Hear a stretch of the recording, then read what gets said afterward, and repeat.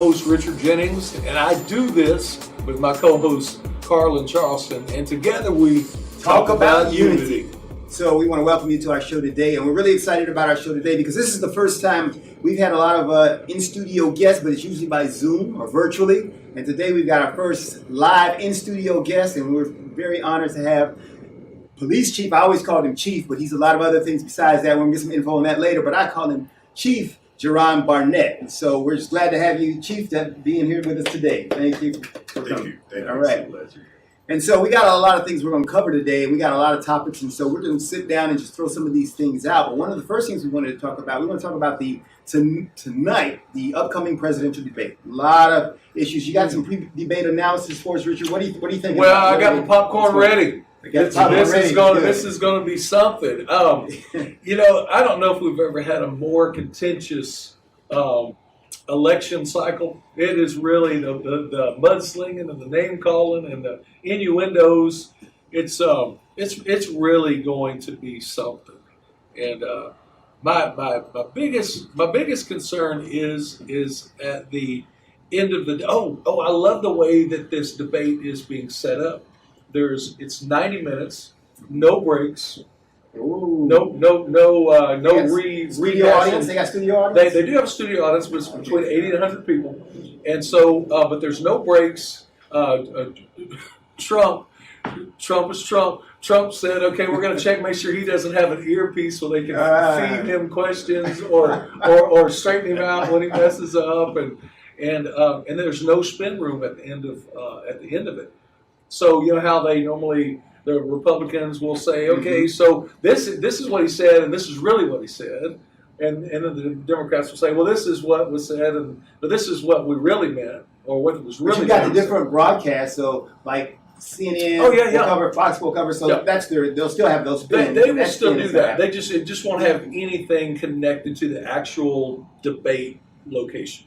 So. Now, and of course, this is Wallace, right? So Chris Wallace is but it's not. Are they calling it is it called the Fox News debate, or is it called just the debate? Yeah, I think it's covered by all of them. CNN and all of them will be carrying it live. They will be carrying it live, but it kind of leans toward it being a Fox News thing because he is a Fox News reporter. Okay. What do you think about Chris Wallace, though? What do you think about him? He's chewed on Trump a bunch. I think he's an objective guy, and I think in today's media world where you got to be far left or far right, he's a guy who doesn't get enough credit because I've seen him be very tough on Trump, but he's all tough on Biden. He's tough on everybody. When he has an interview, he's just tough, and so whoever he interviews, they always say, that was nasty, that was mean. He's an objective guy. He didn't actually say it to his face, but pretty much he's saying, "Why are you treating me like a jerk? why are you a jerk?" Chief, what do you think? What do you think, Chief? Well, this is the most different election cycle that I've seen, as an adult. But I think it's good too, and the reason why I say that because this is putting the weight more on the voter. Yeah. The voter really has to come out, and let his or her vote be counted. Whichever direction you go, Democrat or Republican, you really have to come out and you really have to vote this time. And if it's that important to you, you just can't sit back in the armchair, and say, oh, well, this candidate is going to have enough people to vote for them. My vote is not needed or is not necessary. But this particular election cycle, every vote is necessary. That's right. Every vote. I think one of the key things is that the point you were making is that people kind of have to be aware. They really have to educate themselves because with the current presidential candidates that we have, then there's a lot of negative both ways. Mm-hmm. And so it causes people to really look at, well, what do they think about things that are important to me? And so that's what we need. We need a more educated electorate. However that happens, that's what we need. Right. And I think then we'll start choosing leaders that, that reflect that we actually thought about our vote rather than people just voting because my skin color is this way, this is the way I vote, because of those crazy reasons that I think we voted in the past, which hasn't served us well for our politicians. Right. So So that's the presidential debate. And that's one of the big things happening. Now, before we get started on some of the other topics on the show, I want to give some more background on Chief. Chief was a military veteran, and I call him Chief because he was police chief, and we've got a lot of law enforcement issues and over the last year. And so we definitely want to cover some issues there. So let's talk about some of the stuff that's happening in some of these cities that is going on. Sure. And I want to really ask this straight up because I love talking to law enforcement people because people used to always tell me as a military veteran, they say, thank you for your service. And I used to say, you know, we really all serve together because I saw the importance of all these other things. So one of the things COVID did, it let us know that not only are our military veterans appreciated, but so are these first responders, right. You know, so our law enforcement. Everybody matters in a society, everybody matters. And so I want to talk to you and ask you some questions, some pointed questions about how would you respond to some of the chaos that we see in the cities? Let's say you were the police chief in some of these major cities that's happening. And some of these cities, especially I would think on the western part of the country, Seattle specifically, Portland, they've had a philosophy kind of not leaning into these protesters and letting them have their say. Mm-hmm. As a former police chief, what would you recommend and what would you do? Well, I think the very first thing that any chief anywhere has to look at is life and safety. You know, those are paramount. That's why we serve to protect life and supply those measures to keep individuals safe. Mm-hmm. You know, it's really a weird mix, Colonel, because you have a political body. Sometimes those political bodies feel that they can sort of manipulate law enforcement to be what they want it to be. But law enforcement specifically is set up, you know, to enforce those laws. Mm-hmm. Right. You know, but and I don't want to sit back and try to Monday morning quarterback a police chief, right. You know, but I would have basically looked at the safety aspect for that, you know, and put that first. Now, sometimes that may be you saying you ignoring that political body and you doing what you have taken an oath to do. You know, people. They make a joke out of protect and serve, but basically that's your oath, to protect the public and to serve the public. You know, and that service has to be with decency and with honor, of course. Mm-hmm. So I would have just really let the safety be paramount, and whatever was necessary within those parameters lawfully, you know, protect the public. Okay. You know. So when you say lawfully, so when people get in some of these major cities, you've seen a lot of the looting and burning and mm-hmm. damaging. Is that the place where you would draw the line, or is some of that authorized? Because a lot of people have been saying, well, let's let that go. In some of these major cities, especially, I can always talk about Seattle and Portland. They kind of said, let's let them vent their frustration. Mm-hmm. Is that venting frustration authorized, or no? You've broken the law and you crack down? No, that's criminal. Okay, that's just all right, that's so just plain criminal. Yeah, that's not happening. You know, yes. I was taught in the academy. It's an old saying where resistance ends, abuse begins. Mm-hmm. Okay, so to have a march to resist certain things, that's understandable. Everybody should have that right. Mm-hmm. But within that march, if someone take an idea that they're going to break a window, enter a business, and take what they want, you know, that's criminal. You know, so as an elected official, you know, I serve as county commissioner. So for me to serve as county commissioner and sit back and say, hey, let them go ahead and bust the windows over there in that store, you know, they're going to be okay. How can I effectively do that? You know, because to serve as commissioner, you also take an oath. Yeah. You know, so how can I serve as commissioner and be true to that oath and allow that damage to happen or to transpire? It's criminal. It's criminal. Good. All right.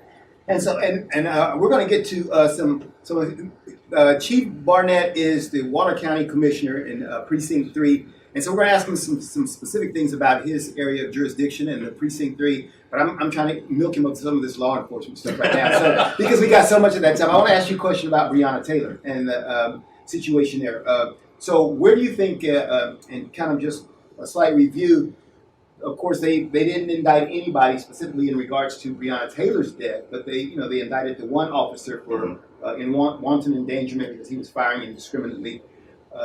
What do you think the right response, or what do you think, and do you think that it's not over? In other words, do you think it's not over because evidently they're beginning to now look into the warrant process, maybe they lied, or do you think that what they did was a logical outcome? The Kentucky Attorney General basically came up and said, we don't find that there was anything criminal about the fact that, her boyfriend fired at them and they just responded and fired him. So she was killed. And so that's kind of like the end of it. So as you saw, there were protests and demonstrations because people are upset about that. And I think they're having a Justice Department investigation nationally so that they can look further into it. What is your view on the road ahead for the Breonna Taylor situation? What happened? Well, Colonel, I really don't know as far as going forward. Those things that may transpire. I only hope that there would be some civility in what transpired because this is definitely a time for conversation. Yes. Mm-hmm. Let's talk about it. Yes, it's definitely a time. Talk about unity. Yes.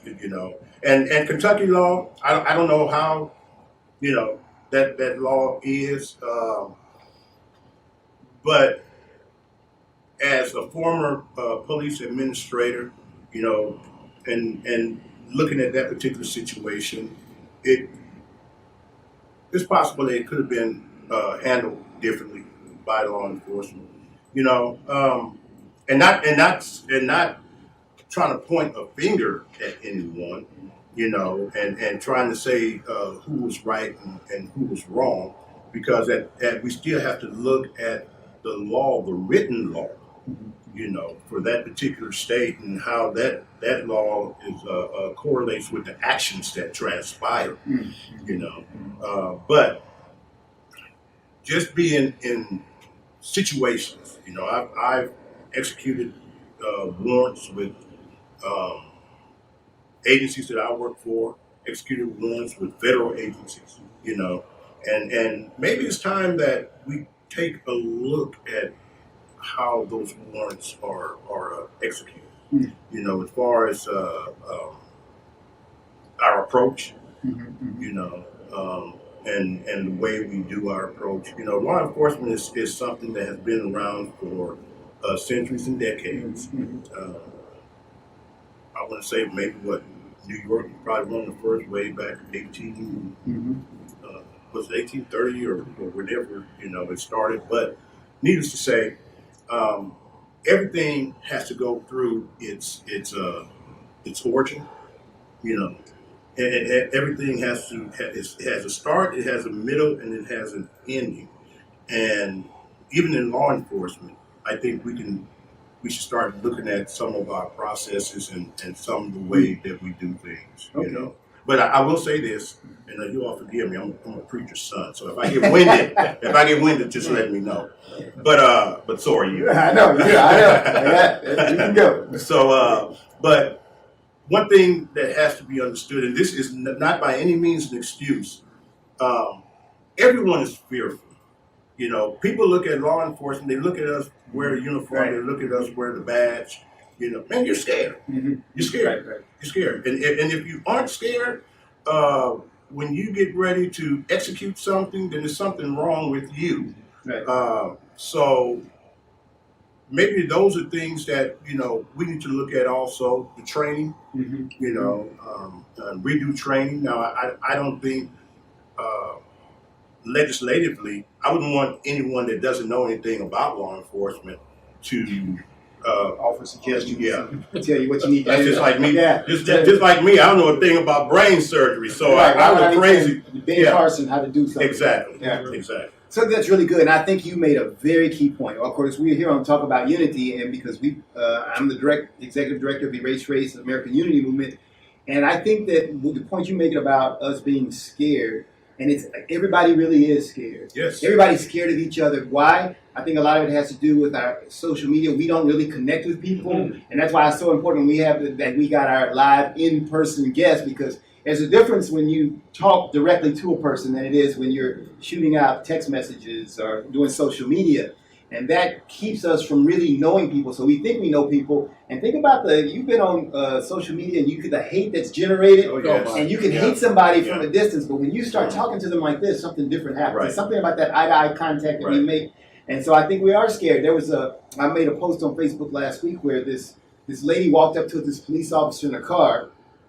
And she said, I just wanted to tell you this. And she wrote him a letter and said, we appreciate what you all do. And it was a dark-skinned lady. He was a light-skinned guy, police officer. And can you imagine the bond that was after that? And I said, that's how we make change. Right. Because she just wanted to say, thank you for what you do. And he then was able to reciprocate and say, thank you, whatever. So I'm doing the preacher's son thing now. I'm going to go on and on. All right, so we're going to cut and we're going to something. Richard, you got anything before I take up all the time? I don't want to monopolize the chief here. Man, this some of the is stuff we're talking beautiful. about. I'll just say, looking at the debate tonight, looking at what happened with the memorial at Emancipation Park, looking at the no-knock warrants on Breonna Taylor, looking at so many things today.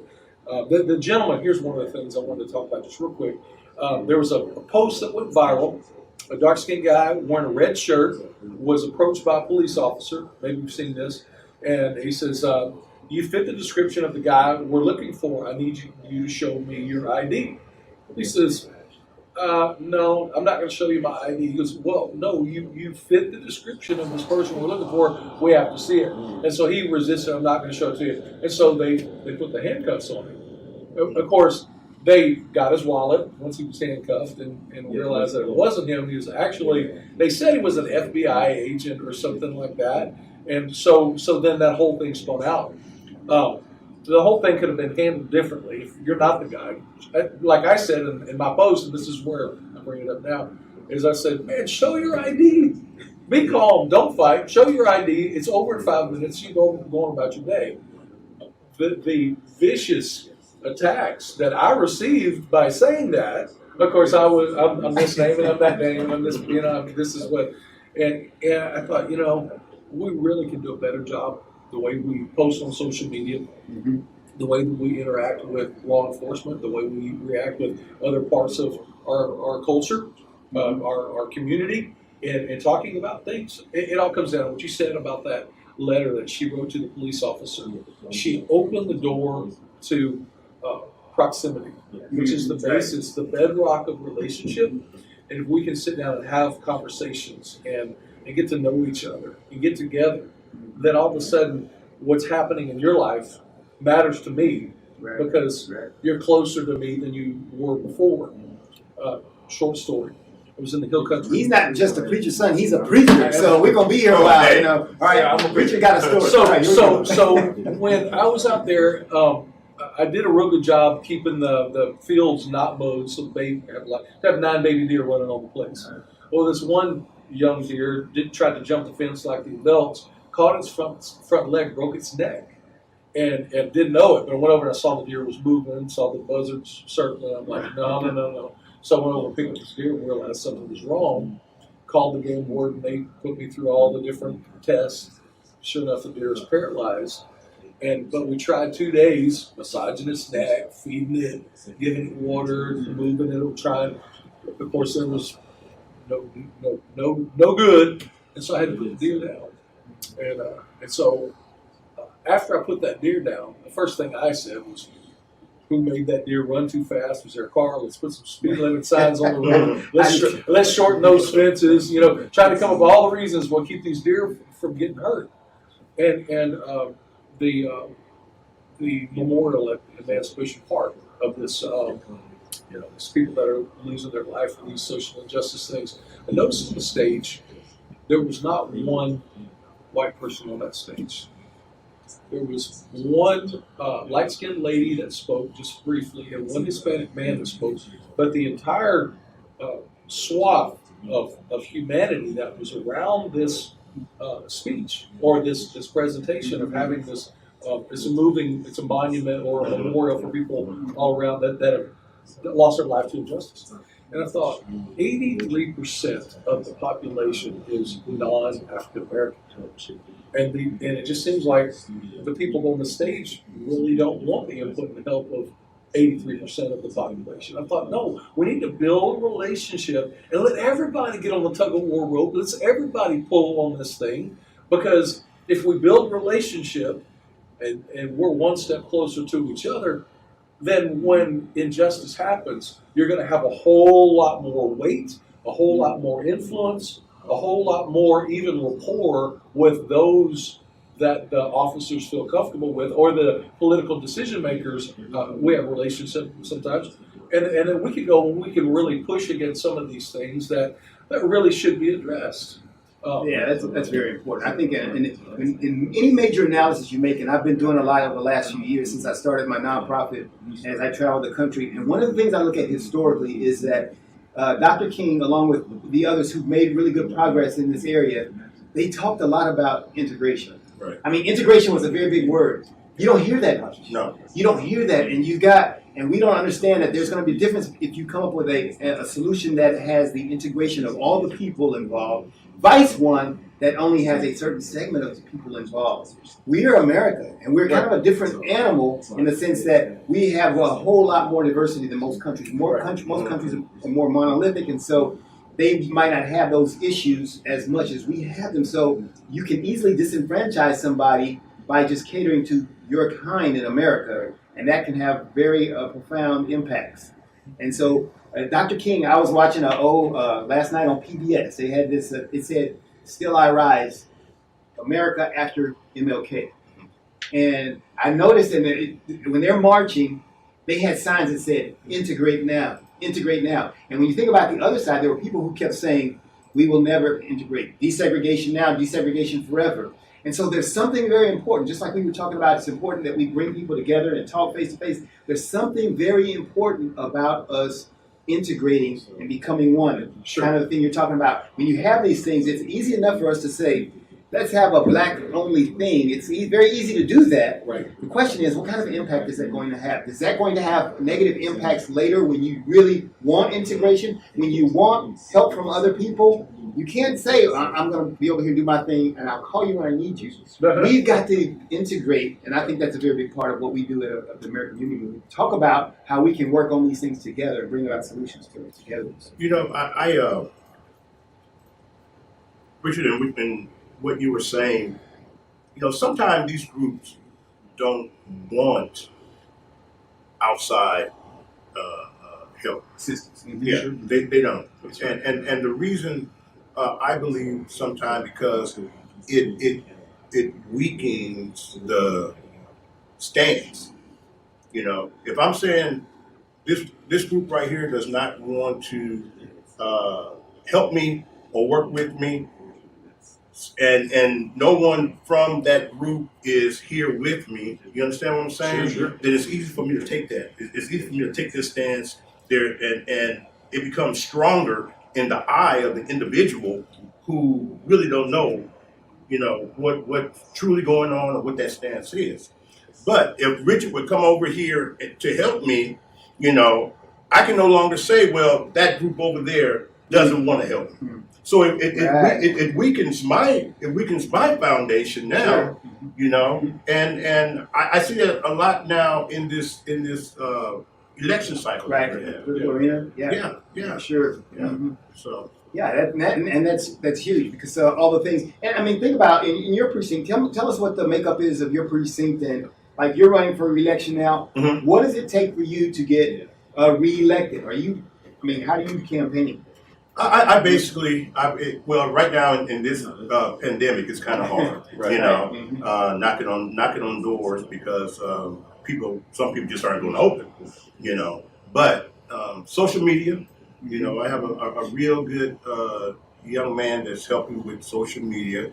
Well, you know, he's one of yours, coaching. Oh wow, yeah, okay, he's great. Yes. So he's double time. Oh, He's volunteering for me. I don't pay him, but outstanding. Yeah, he's really good. He is outstanding. Yeah. You know, so we're doing the social media. Good. You know, and Waller County, as far as publications and things like that. You know, our newspapers we have two, Waller Times and Hotline Press. So you know, you advertise in that, but basically it's getting out where you can and putting your message out there, and trying to help people to remember what you've been able to accomplish or what you've been able to help accomplish, you know, since I've been commissioner. Well, make that pitch. Tell us what make that pitch. Tell us what the people in Precinct 3 need to know about Jerron Barnett. Well, the first thing you need to know about me is that I'm still me. You know, no, but I'm a father. You know, I'm married. I'm a father. 2 daughters. Both attend Prairie View A&M University. Both I'm very proud of. I've served as the police chief for the city of Prairie View for it was approximately 4 years. And at the end of that, you know, I thought I was going to just get away from public service and try to go out to the corporate world. But people within the community came to me and asked me to run for commission. And that's what I did. That was in 2012. I took office in 2013, and I'm still there now. It has really been a wonderful opportunity for me to be able to see some things transpire. Waller County right now is really a growing county. Many have pegged us as being the fastest growing county, you know, in the state of Texas, and I can believe it. And go down south on the south end around that I-10 corridor, you can see it transpiring. Come up north around 290, you see it happening. Since I've been commissioner, Waller County has added a new community center, which is actually there in Prairie View. We use that. Yes. We use that. Yes. Yeah. We've added a state-of-the-art criminal justice center. We have an awesome Veterans Memorial that, as a matter of fact, on tomorrow, if anyone, all veterans, Waller County and from abroad, we will be doing a flag raising ceremony tomorrow around 9:30, between 9:30 quarter to 10. Where's that? Right in front of the courthouse, Hempstead. Oh, okay. 832 Austin Street, which is the main highway right there. 0290. Yes. And it is totally awesome. It's something that I've been blessed to chair that Veterans Memorial Committee, and I want to thank those committee members for allowing me that opportunity. But we've had people from the community, businesses to donate. The county has done its part, and one thing we have to understand that no matter how you see your freedom is not free. That's right. It's a cost that had to be paid. So, and this is our way of honoring those who have paid that cost. Both present and past, and for those that may be looking at it more in the future. Right. So, but we've also improved our library. We have a new court annex on the south end, or county annex rather, on the south end. So we're growing. We have phenomenal businesses. We have an excellent economic development program, which is spearheaded by Vince Yoakum, phenomenal individual in doing what he's doing. Our governing body, our commissioners court. This is, as far as me, and not just because I'm on the court, but this is the best court that I have seen govern in Waller County over my past 31, 32 years in the county. I mean, we make sure that everyone is inclusive. We go out to our communities when we're going to do different planning. We go out to our communities and we get our community feedback, hoping to get that buy-in.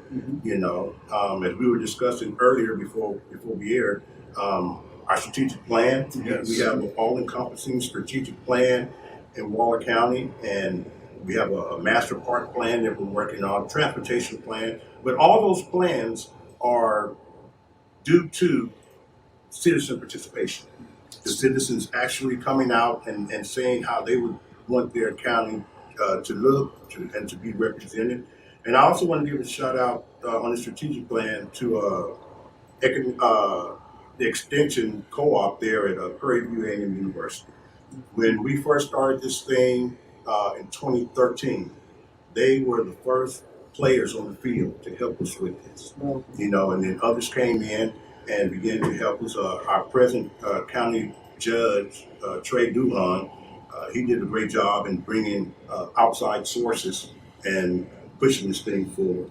When I first became commissioner, one of the things that I did not see was any type of planning like that, So I went to the county judge at that time, who was Judge Glenn Beckendorf. You remember Judge Beckendorf, and Judge and I was talking with him and asking about a plan for the county. And Judge Beckendorf said, "Well, Commissioner, I don't think we have any. Why don't you, So he told me to go to Prairie View A&M, which has been a wonderful resource and has really helped in all our planning, So, but we're growing. I thank God to be a Waller County. And we're going and we're going to continue. We're going to continue to grow, and go Bulldogs.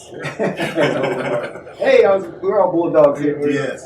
Let me ask you this about we're on that Prairie View thing. There's been growing up in Prairie View and then leaving and coming back. One thing that's been a constant is there's always been lawsuits between, and sometimes I'm not exactly sure, but Dwayne will always tell me what's going on. But there have been so many lawsuits where the university, I guess, against the county or whatever. What is the basis for that? And is any of that stuff still happening? Have they resolved some of those issues? Yes. Unfortunately, I can't speak on that right now because we are we are presently involved in one of those issues.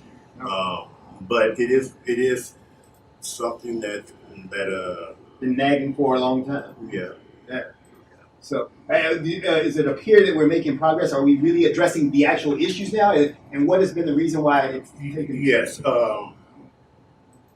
I say we are, especially with this court that we have now. Okay. I say we are because this court has taken every measure once again to make sure that everyone is inclusive. Okay.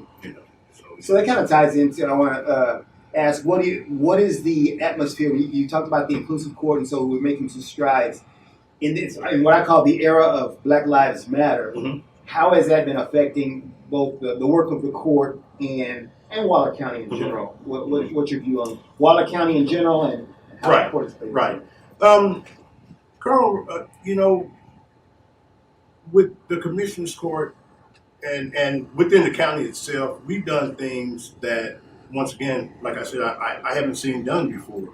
Internships. We have internships, bringing in students from Prairie View A&M University. Our district attorney has a program that he initiated to help those that have had instances with the law, brushes with the law, to help them out. And if they complete this program, it will help them in the future as far as keeping their records from being damaged. Because sometimes the slightest little thing can, and especially for a college student, you get that on your record now, it damages your life forever. And our district attorney, Elton Mathis, has done a phenomenal job in helping to make sure that those light brushes with the law. Now the individual has to pay their penance, right? But to make sure that it doesn't become a crippling thing to their future. So, and that was something that we hadn't seen before. We hadn't seen before.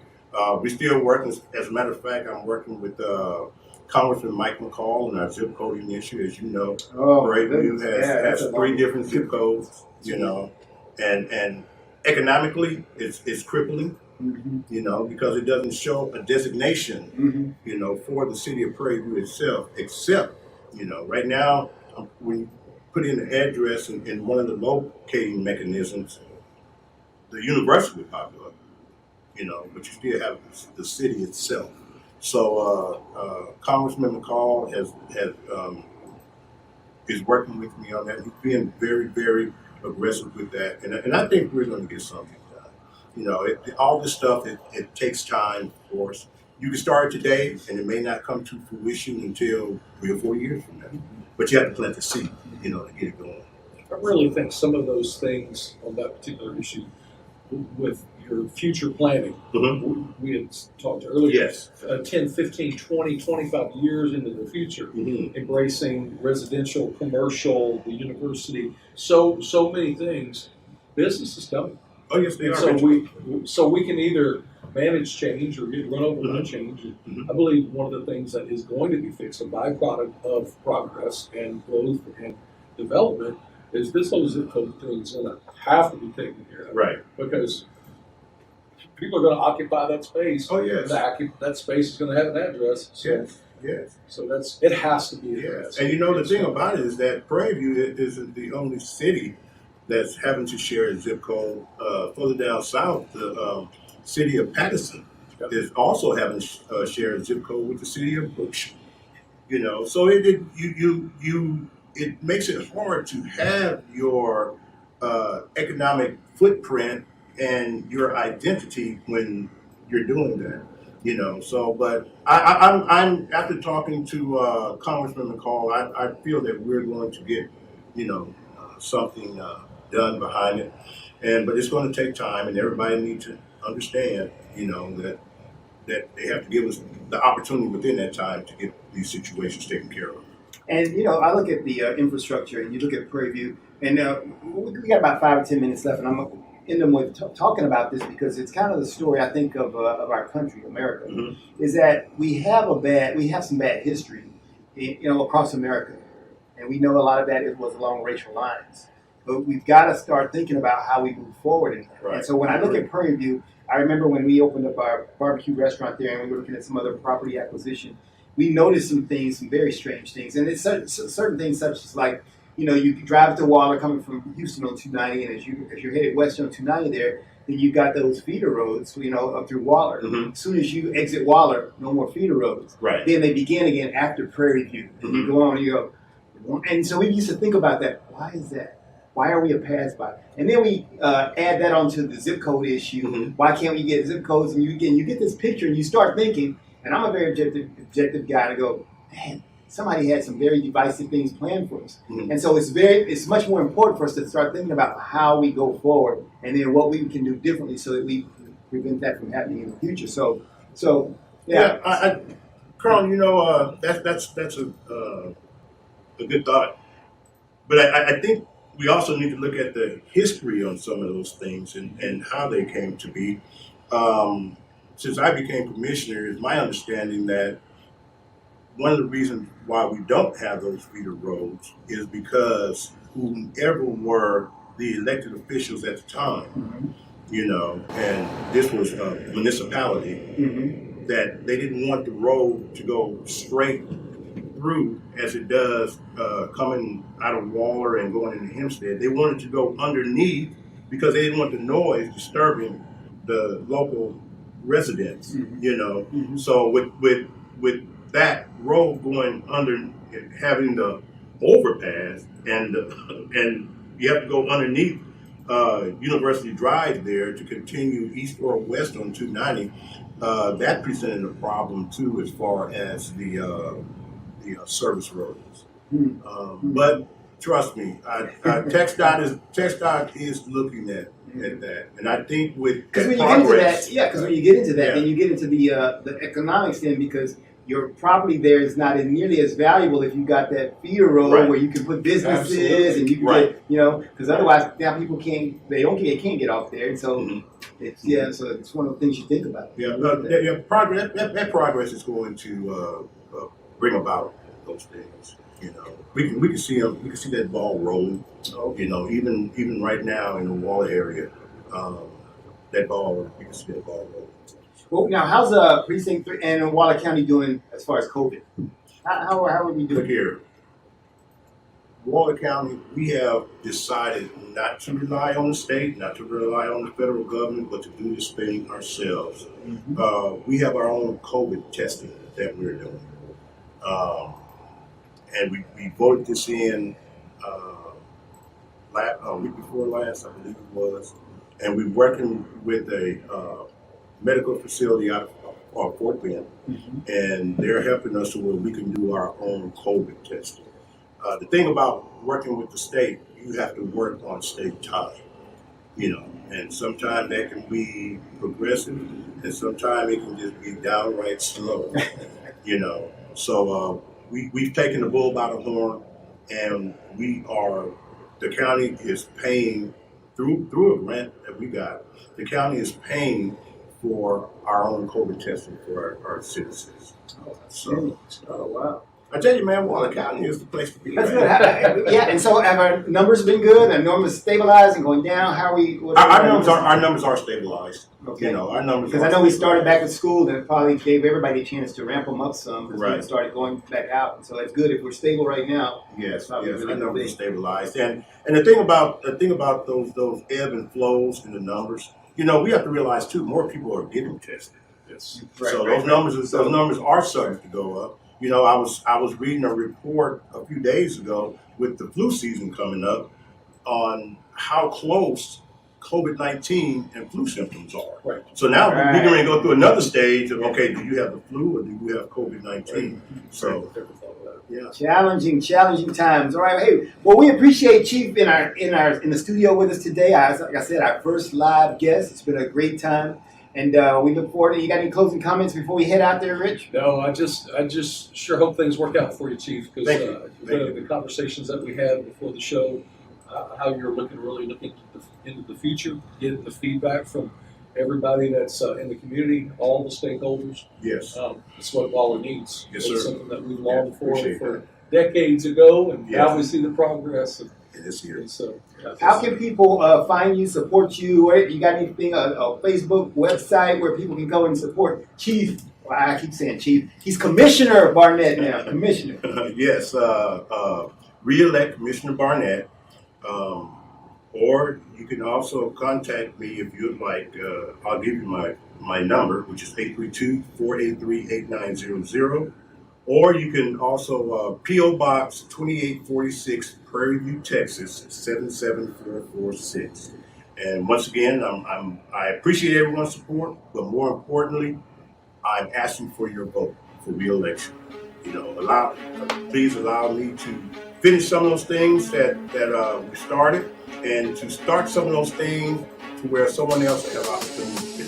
Outstanding. On behalf of my co-host Richard Jennings, I'm Carlen Charleston, and we're here to talk about Unity, sponsored by Race Trace. We want to thank Chief Barnett for being with us today. And until next time, remember, on Edge Radio Network, truth still matters. When people stop talking to each other, society is on the edge. Let's bring them back. Edge Radio, because truth still matters.